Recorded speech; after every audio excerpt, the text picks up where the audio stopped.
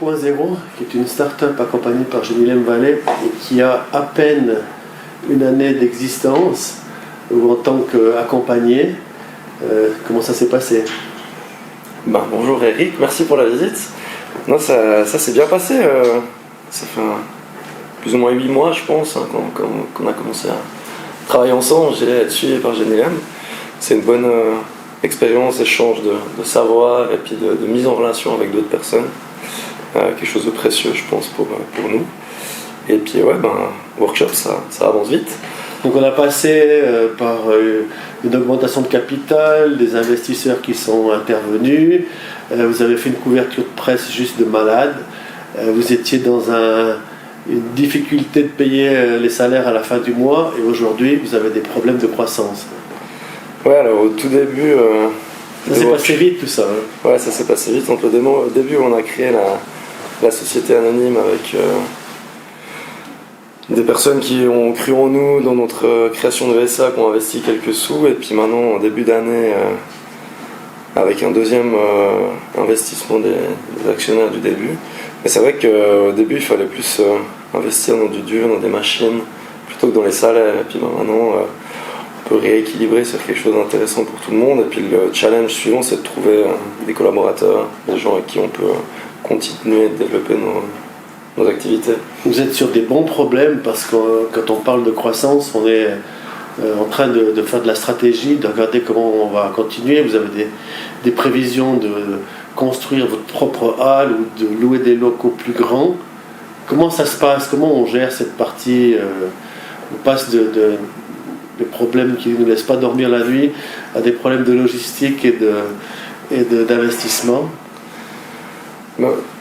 Ça se passe de la manière, je pense, où on réaiguille tous les temps de temps notre stratégie ou la manière dont on navigue, je dirais, le bateau, parce que quand on a quelques mandats qui permettent d'injecter, faire tourner la structure, on se rend compte qu'au bout d'un moment, soit on n'a pas assez de monde, soit on n'a pas assez de place, et puis les challenges viennent les uns après les autres. Quand on se rend compte qu'on n'a pas assez de place, la question se pose, il va falloir trouver une solution pour construire une halle, et puis on met ça au planning des discussions et puis on essaie de trouver des solutions, que ce soit avec les gens qui nous suivent, avec des nouveaux projets d'investisseurs.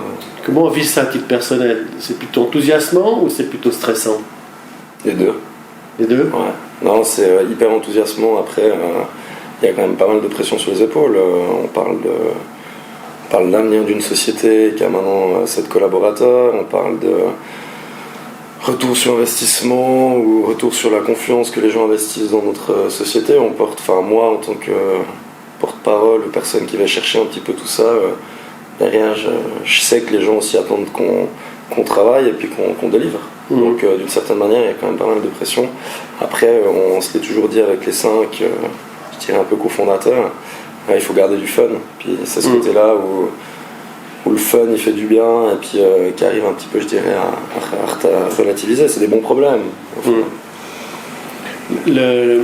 La visibilité que vous avez, avec tout le temps une idée d'avance pour pouvoir se présenter, faire du bruit, faire des interviews, récemment avec le robot Spot, comment vous faites pour avoir ces idées d'avance?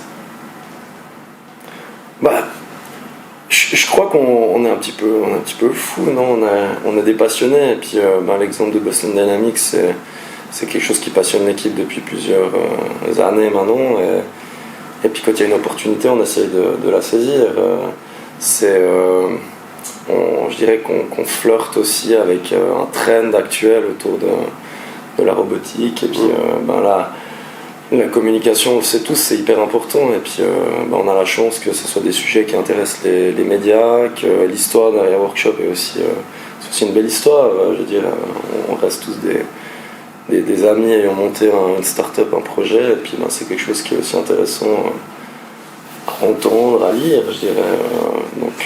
Après, faut être un petit peu disruptif aussi, on fait de manière un petit peu différente, et puis on fonctionne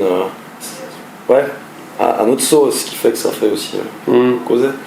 Vous êtes agile en même temps que rapide dans les décisions, dans la prise de contact. tu as laissé entendre tout à l'heure que c'était un petit peu irréel la manière dont vous aviez grandi. Comment tu vois le futur?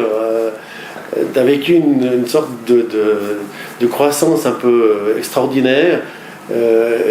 L'expérience de l'entrepreneuriat avec beaucoup de gens qui se mettent autour, beaucoup de visibilité, et puis maintenant il y a d'autres challenges à l'avenir. C'est quoi les prochains challenges? Moi je pense que ça va continuer déjà sur une augmentation à ce rythme-là. On va avoir de plus en plus de nouvelles idées, de nouveaux challenges. Non, je pense que les challenges les plus importants, c'est consolider l'équipe actuelle, gagner du temps pour faire toujours et encore de la recherche, du développement sur différents projets, puis être capable de toujours délivrer dans les temps et en qualité comme on fait maintenant. Donc derrière, il y a aussi une machine bureaucratique à mettre en place. Il y a une organisation pour plusieurs collaborateurs à aussi mettre en place. On doit solidifier, je dirais, les bases. Maintenant, on va continuer de se laisser rêver. Je pense que c'est important, et puis c'est ça qui fait que ça avance. Comme entrepreneur, un conseil à donner aux autres jeunes qui vont se lancer par rapport à ce que vous vivez, par rapport à la manière de faire, juste entre guillemets, mais à votre sauce, c'est quoi le conseil? Le conseil, je dirais que c'est de croire vraiment en ses idées et puis d'y aller. Enfin,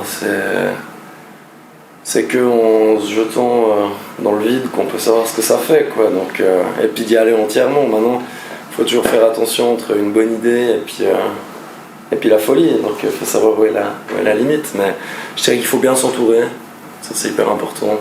Avoir une équipe, des gens sur qui compter, des partenaires sur qui compter. Et puis foncer. On a la chance d'être avec le CTO de Workshop 4.0, Nikos. C'est quoi ta fonction chez Workshop? Alors, ma fonction chez Workshop, c'est chef de projet, CTO, comme tu l'as dit, mais comme une petite structure, donc je dirais plutôt Head of Innovation, chercher aussi de nouvelles technologies, qu'est-ce qu'on peut intégrer, puis avec Nicolas Fontaine, on regarde aussi comment on peut développer ça dans le business. C'est quoi les nouvelles technologies alors qu'on met en place dans votre entreprise? Alors l'axe principal, c'est la robotique industrielle, donc des bras robotisés 6 axes qu'on utilise dans l'industrie des voitures. En fait, la majorité des gens, c'est comme ça qu'ils les connaissent. Mais ça ne s'arrête pas là. On peut faire de la menuiserie, de le bois, la charpente, également de la construction métallique. Et puis beaucoup d'autres choses, comme les shows robotiques. Les shows robotiques, qu'on fait aussi. Ah oui, les shows, oui. Ouais. Comme Apérobot, Robocled. D'accord. Et puis des futurs. Ok. Concrètement, une expérience que vous avez faite avec l'industrie valaisanne, on dit dans le bois, vous avez installé des robots, donc vous prenez des grandes structures robotiques et puis vous les installez pour optimiser le processus de production des industries, avec un exemple dans le bois. Exactement. Alors, il faut s'imaginer qu'un robot industriel, c'est comme une visseuse, donc on peut le prendre et puis faire différentes tâches.